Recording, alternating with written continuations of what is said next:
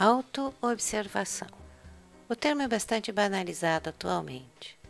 Várias teorias propõem a autoobservação. Mesmo Freud, no filme Freud, Além da Alma, a praticava o tempo todo, pelo menos na visão de Sartre, em cujo roteiro John Huston se baseou. Mas acredito que essa prática remonta à origem da humanidade. Explico. A descoberta do fogo. Só posso imaginar um antepassado meu descobrindo o fogo a partir do momento em que ele observou o ambiente e o que ele fazia nesse ambiente para produzir tal maravilha. Hoje, nem ao menos damos valor a essa descoberta. Ela passa despercebida aos nossos olhos e a encaramos como se o fogo sempre tivesse existido. Outras descobertas dos seres humanos são vistas dessa mesma forma. Não concebemos o mundo como uma sequência de acontecimentos, descobertas e melhorias, tendo existido muito antes de nós, mas o concebemos como algo estático, pronto, parado. Não pensamos em termos de existência possível por já ter havido outros povos que aperfeiçoaram muitas das coisas que temos hoje. Mas acredito que mentes criativas tenham esse sentido de observação bem aguçado. Um problema é que, como a maioria de nós vive em estado de transe, absorvido pelos conceitos prontos, grudados neles, por medo do que possa haver além, essas mesmas mentes criativas tendem a serem punidas pela comunidade em que convive.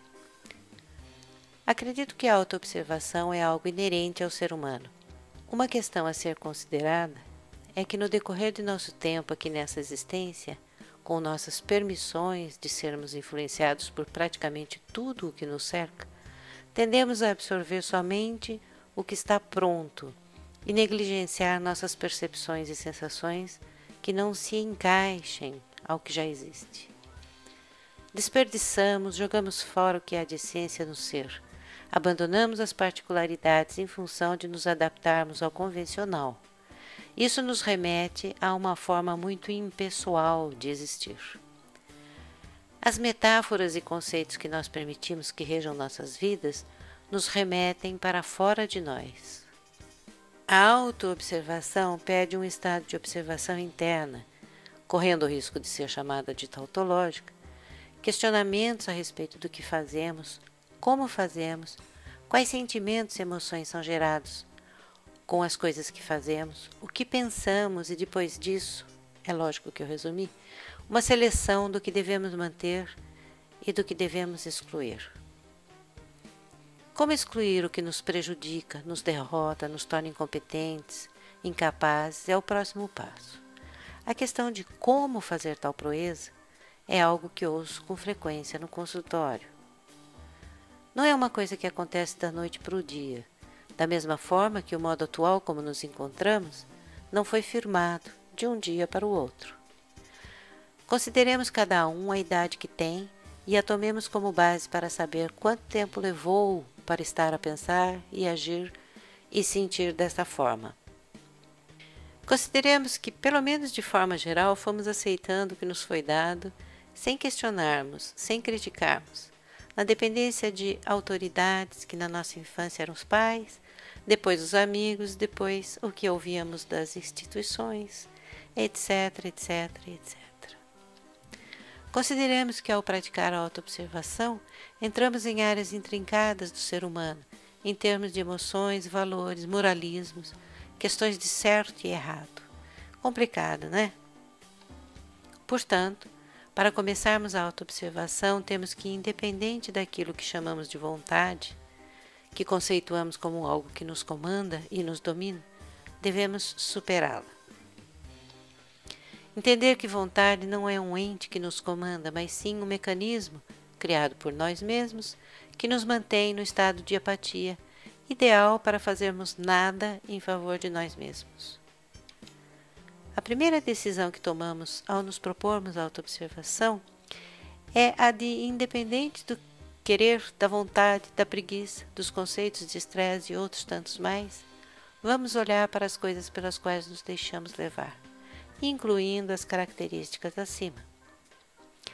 Outra coisa que podemos observar é que as palavras, A nossa língua é cheia de emoções e sentimentos.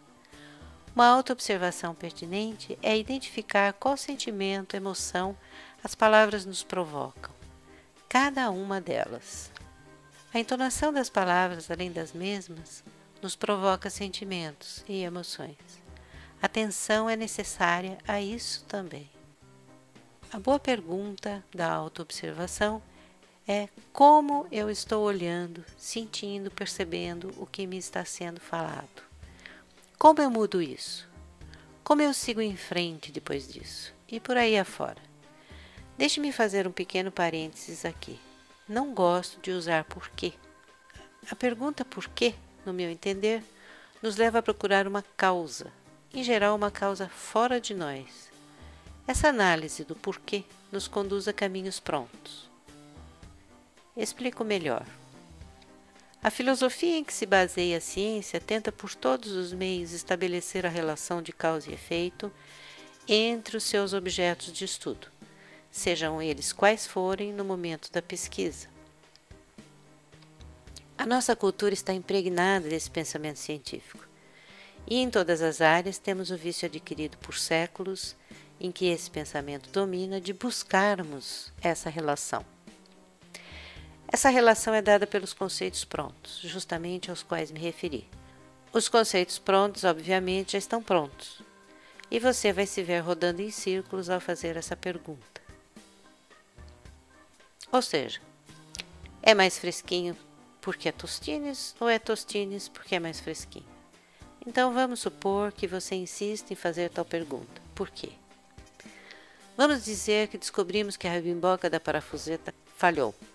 E vamos nós de novo. Por quê? Porque a parafuseta está girando em falso. Por quê? Porque os vincos da parafuseta estão gastos. Só para não torrar mais, digamos que decidimos parar por aí, ou então chegamos à causa primeira de todas as coisas. Por que Adão aceitou a maçã de Eva? Ou será, por que Eva aceitou a maçã de serpente? A questão é, do que nos adiantou chegarmos à causa se hoje ela pode nem estar presente mais em nossas vidas? Ver o vídeo motivação discutindo o conceito é a história dos 5 macacos.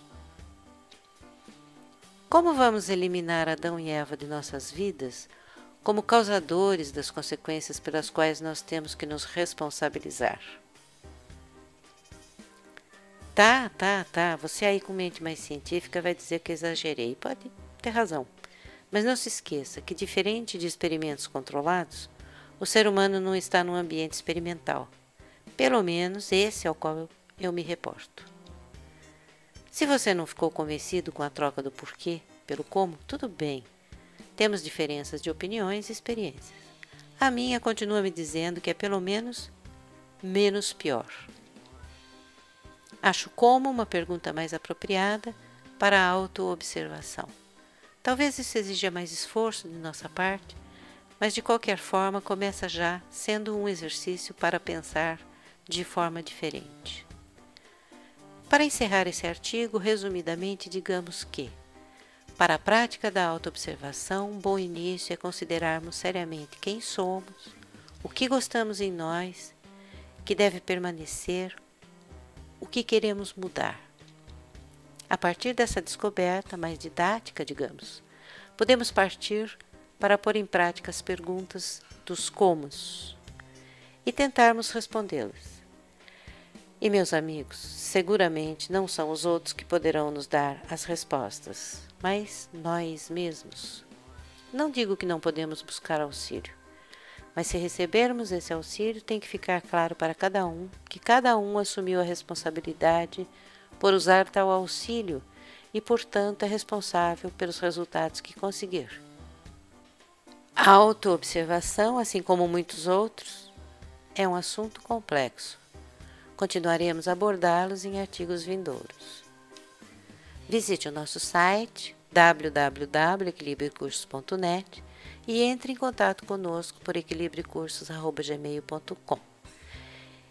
Esse vídeo é apresentado por Equilibri Cursos e Treinamentos e queremos agradecer muito a sua audiência e o convidamos para os próximos vídeos. Até lá, abraços!